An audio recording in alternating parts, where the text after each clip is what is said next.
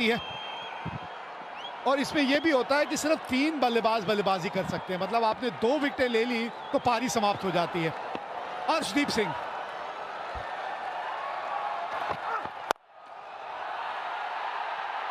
और wicket number 1, एक और विकेट ली और ये इनिंग यहां समाप्त हो जाएगी। इसीलिए कह रहा था इनके खिलाफ राइट हैंडर और खास करके निशंका जब आएंगे मैदान में, वाइड यॉर्कर का प्रयास, पाले में गेंद थी लेकिन टाइमिंग सही हुई नहीं। रिंकू सिंह तैनात थे वहां पे स्वीपर कवर पे, सेफ हैंड्स। पहली गेंद पे आपने विकेट खो दी, कुशल परेरा खाता ही नहीं खोल पाए अपना। 0 पे 1, 5 गेंदें अभी भी बची हैं। अब कौन आएगा बल्लेबाजी करने?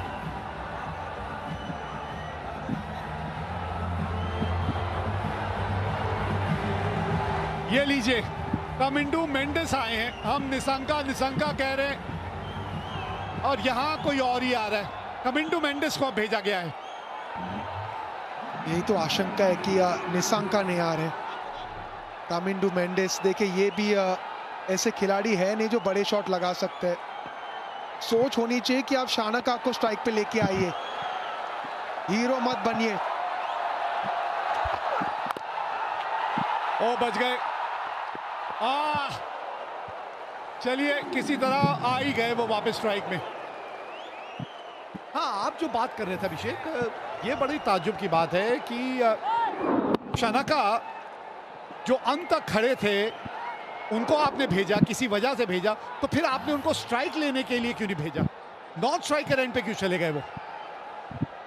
हमेशा मानता हूँ जो छोटी छोटी गलती है ना, ये आपको मैच कॉस्ट करती है। यहाँ पे मौका था, अगर डायरेक्ट देते तो वो प्री मैच फुटबॉल प्रैक्टिस काम में आ जाता। लेकिन यहाँ पे श्रीलंका के आशा है और यहाँ पे सब कुछ निर्भर करेगा शानका पे। जी हाँ, नकल बॉल का इस्तेमाल भी अच्छा करते हैं। एक ही तो विकेट चाहिए ना, और जहां एक और विकेट मिली वहीं श्रीलंका इनिंग समाप्त हो जाएगी। इस एशिया कप में सभी कुछ तो हमने देख लिया, अब ये सुपर ओवर ही देखना बचा था।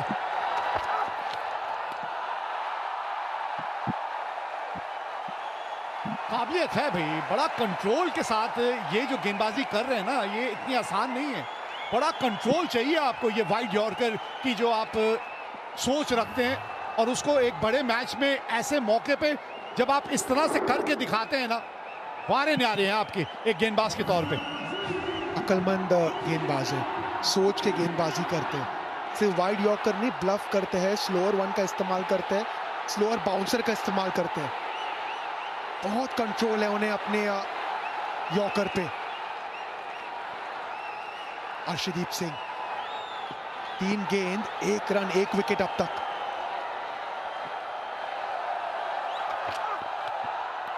ये वाइड हो जाएगी शायद, और ये जोखिम है। लेकिन आपने जैसे पहले भी एक बात की थी कि अगर आपको पता है आप क्या करना चाह रहे हैं और आप वो करने में कामयाब हो रहे हैं, और उसमें थोड़ी सी वाइड अगर एक आध गेंद हो जाती है तो उसमें कोई दिक्कत नहीं है, क्योंकि आपकी सोच सही है। बिल्कुल सही कहा आपने। आप चाहते हो कि जिस फील्डर रणनीति के साथ आप दौड़ के अंदर आ रहे हो, आप वही चीज एक्सिक्यूट करने की कोशिश कर रहे हैं, और ये नजर आ रहा है। वाइड यॉर्कर की सोच है, वाइड यॉर्कर की फील्ड है, आप वाइड यॉर्कर का प्रयास कर रहे हो। वहां पे अगर एक्सिक्यूट ना करे कोई बात नहीं, फील्ड पे नजर डालते हैं। मात्र 3 फील्डर ऑन साइड पे, इसका मतलब रणनीति साफ है, आपको वाइड यॉर्कर का प्रयास करना है। और एक बार फिर लीजिए, ऑल आउट। इनिंग्स खत्म हो गई। श्रीलंका 2 रन बना के ऑल आउट हो गई, मतलब भारत को जीतने के लिए अब सिर्फ 3 रन बनाने हैं। 2 ही तो रन। गेंदबाज है, वाइड यॉर्कर, वो जो रन था ना, वो रन इसलिए लिया गया था क्योंकि विश्वास नहीं था शानका को। हाथों में थी गेंद संजू सैमसन की, बिल्कुल सटीक गेंद। We have a player's review for caught behind, given out. I check fit, it's a fair delivery. Okay. 12.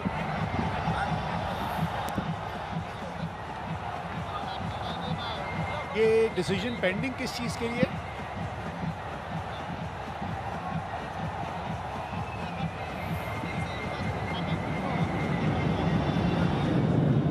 ये तो मुझे यहां से रनआउट ही लग रहे हैं।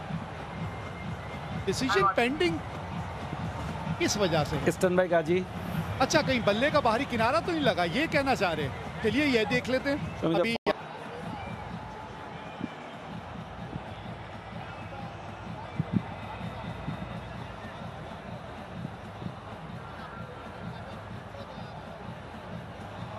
देखिए कंफ्यूजन है, अंपायर ने कॉट बिहाइंड का निर्णय दिया था, तो जो रनआउट हुए हैं ना वो रनआउट माना जाएगा नहीं। थे कह रहे थे आज जल्दी जाना चाहता हूं, अभी उनका शो है 1 घंटे का।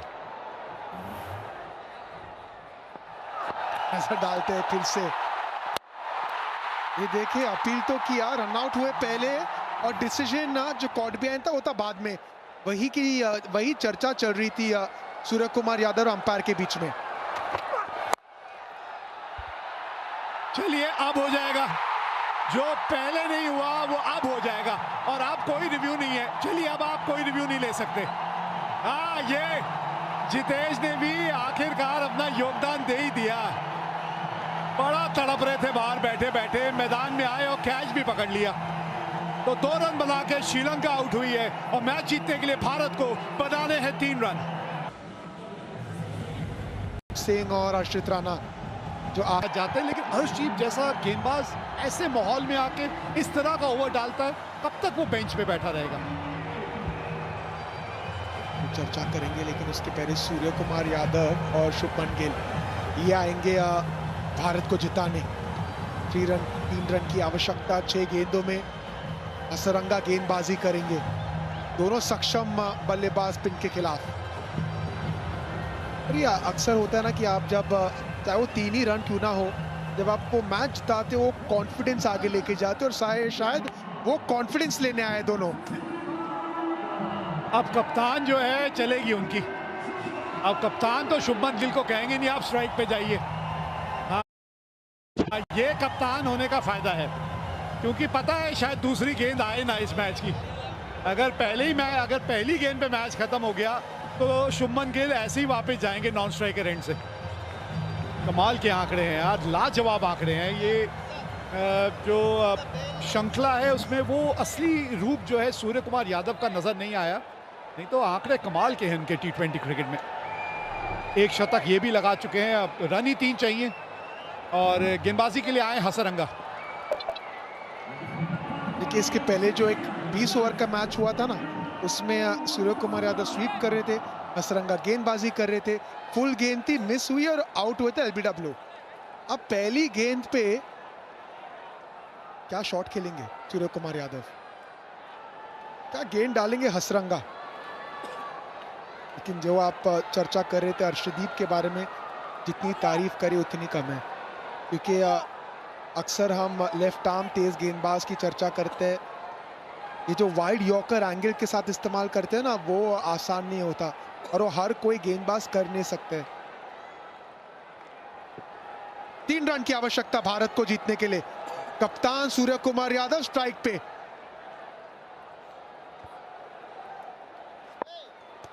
हसरंगा